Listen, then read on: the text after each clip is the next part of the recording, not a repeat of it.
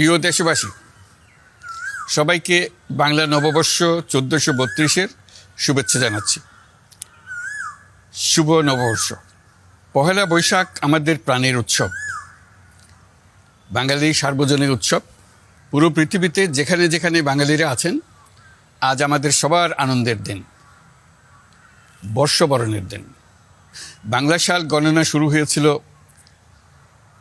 কৃষিকাজের সুবিধার জন্য, ফসলি সন হিসেবে।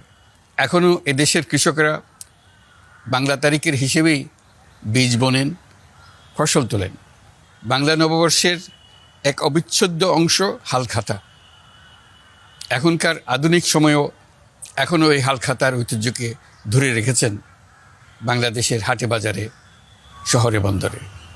নববর্ষের বৈশাখী মেলায় বাংলাদেশের জেলায় জেলায় উদ্যোক্তারা সারা দেশে ঐতিহ্যবাহী শীতল পাটি, মাটির হাঁড়ি পাতিল, খেলনা, হাত পাখা ইত্যাদি তৈরি করে নিজেদের সৃজনশীলতাকে তুলে ধরেন এই দিনকে উপলক্ষ করে।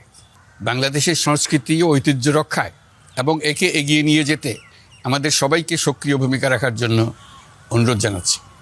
আমাদের এইসব ঐতিহ্য যেন আমাদের নিজেদের মধ্যে সীমাবদ্ধ না থাকে। আমাদের সংস্কৃতি যেন আমরা ছড়িয়ে দিতে পারি বিশ্বের দরবারে। বছরের এই দিনটিতেই আমরা সুযোগ পাই আমাদের সুদীর্ঘ ঐতিহ্যকে নতুনভাবে নতুন প্রজন্মের কাছে উৎসবমুখর পরিবেশে তুলে ধরতে এবং পৃথিবীর সামনেই তুলে ধরতে। পাহাড় ও সমতলের বিভিন্ন জাতিগোষ্ঠীও চৈত্র সংক্রান্তি ও নববর্ষে এবার বড় পরিসরে উৎসব উদযাপন করছে। পহেলা বৈশাখ সম্প্রীতির দিন, মহামিলনের দিন, আজ সবাইকে আপন করে নেওয়ার দিন। এবারের নববর্ষ নতুন বাংলাদেশের প্রথম নববর্ষ।